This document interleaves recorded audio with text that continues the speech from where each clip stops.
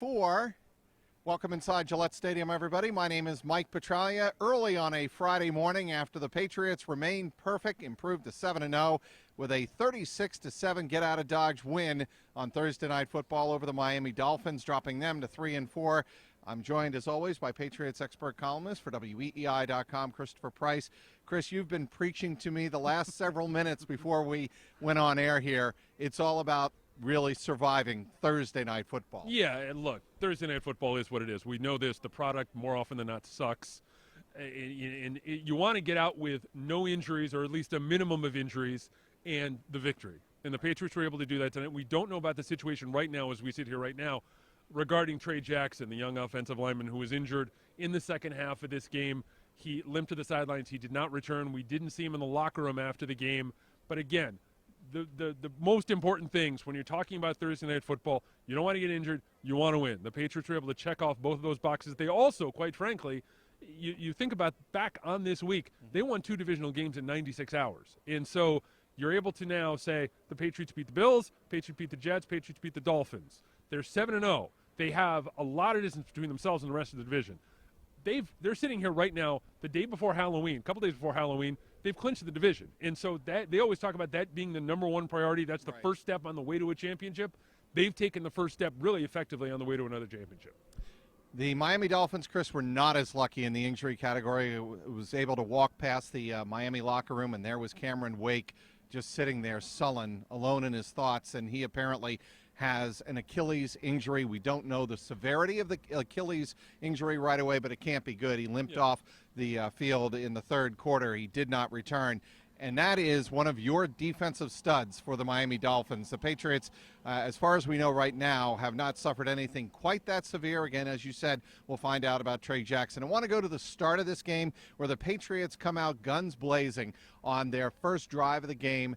Tom Brady finds Rob Gronkowski for 47 yards and the touchdown. Great block on the play by Brandon LaFell, really to spring him loose. And Tom Brady talked about that after the game, saying it's the little things that matter. I'm never going to doubt Ron Rivera ever again. This is a kind of a shorthand way of saying that Ron Rivera, when LaFell was first signed by the Patriots as a free agent, he used to play for Ron Rivera in Carolina. Ron Rivera sat there and told us that, well, he's a really great blocker, and we all kind of rolled our eyes and said, oh, yeah, great, he's a real great blocker. We saw some of that over the course of the 2014 season. That was once again illustrated this evening.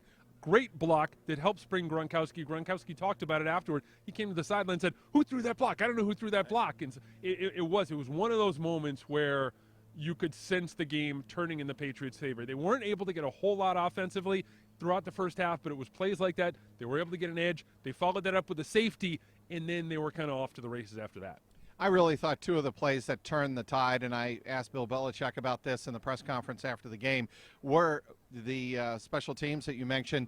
The one deep punt by Ryan Allen set up a safety that made it 9-0, and you could really sense the air go out of the Dolphins' balloon. Down 1 score, you can get that back, but they were down 2 scores, and then Brady got the ball back and really established control of the game. And the other play was a great special teams tackle by Matthew Slater, and on another punt that pinned the Dolphins back deep in their own territory at the 6.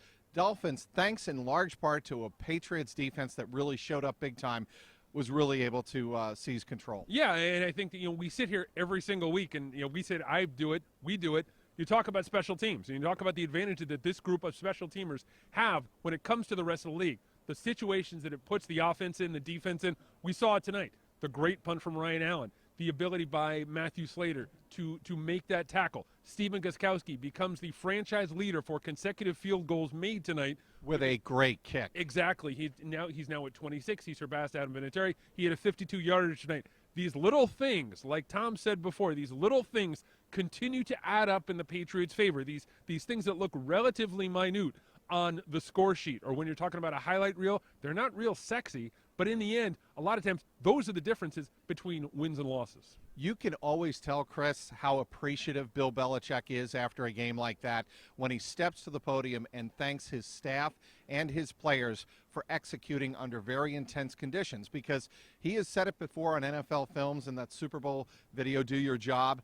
He expects and puts his staff and his players through a lot mentally as well as physically, even more so than physically. And this was an example of, as you said, 2 wins in 96 hours. He put this team through a lot. It's a grind. It is. When you're looking to turn it around that quickly, you go from Sunday to Sunday, it's one thing. Everyone's kind of got a level playing field, and we all understand the reality of the situation. Sunday to Thursday is really, really difficult on a number of levels. We left here last Sunday following the Jets game. We were walking past the administrative offices. We saw the lights on, the special teams office lights on. They jumped right into it. There's no time to waste when you're talking about a Thursday night game, turning around from a Sunday game to a Thursday game. Now, clearly, both teams are operating under the same constraints, but at the same time, to be able to come out and execute like this across the board, look, it wasn't perfect, but to be able to execute like this across the board on a short week to show the mental toughness, the physical toughness needed, very impressive work by the Patriots tonight. I know you want to touch on Dion Lewis and what a big factor he had returning to the lineup after missing a game with an abdomen injury. I thought he was key in helping getting Tom Brady's offense really underway in the second half. He came into this game, I love this stat, he came into this game as only one of 3 running backs in the league, one of 3 guys in the league with at least 200 yards rushing and 200 yards receiving. We saw more of that tonight. He was the guy. He was the safety valve quite often for this offense. When you had Gronk covered, when you had Edelman covered, when you had Danny Amendola covered, they were able to go to him. He's been able to display a level of consistency, a level of durability, even though he was out last week. Been able to put up phenomenal numbers. He's the kind of guy now, when you talk about the Patriots offense, you talk about Edelman, you talk about Gronkowski, you talk about Brady, you talk about the rest of them, he's got to be part of that conversation when you're game planning. Big picture now. The only other time this team has been 7-0 is you know when.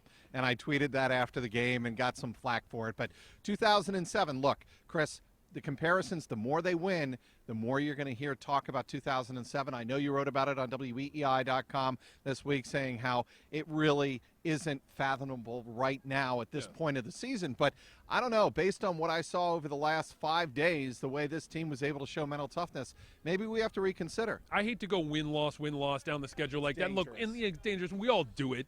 But, I don't like doing it. But you look at it, and right now there are 2 games that jump out at me as potential landmines for this team.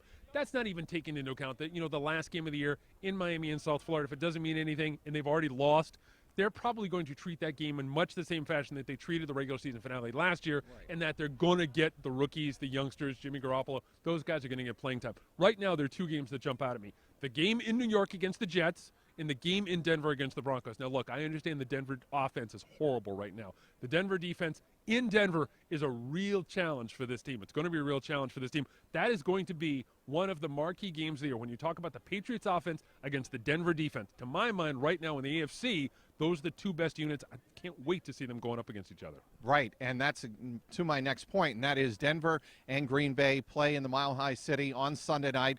One of those teams will be 7-0, and the other will no longer be undefeated, obviously barring a tie, while the 6-0 Cincinnati Bengals try to become 7-0 for the first time in their franchise history. They have a huge test, needless to say, with Big Ben probably coming back. They're playing in Pittsburgh. They win that game, you can all but salt away the AFC North to them. But again, that's what we'll be keeping an eye on as the Patriots rest, as we rest a little bit on Sunday. I was walking out the locker room door with Brandon LaFell, and he said to me, I'm going to need this rest. I'll probably need more than this rest. But he was banged up. I mean, it was just kind of an indication, Chris, of what kind of toll this week is. Well, the Patriots take care of business. They improved to 7-0 for the second time in franchise history, dispatching the Miami Dolphins, handing interim coach Dan Campbell his first loss. Beating the Miami Dolphins, the Patriots did by a final score of 36-7. The Patriots play Kirk Cousins and the Washington Redskins on November 8th, finishing a 3-game homestand here at Gillette Stadium. For Christopher Price, inside Gillette Stadium, I'm Mike Petraglia, WEEI.com.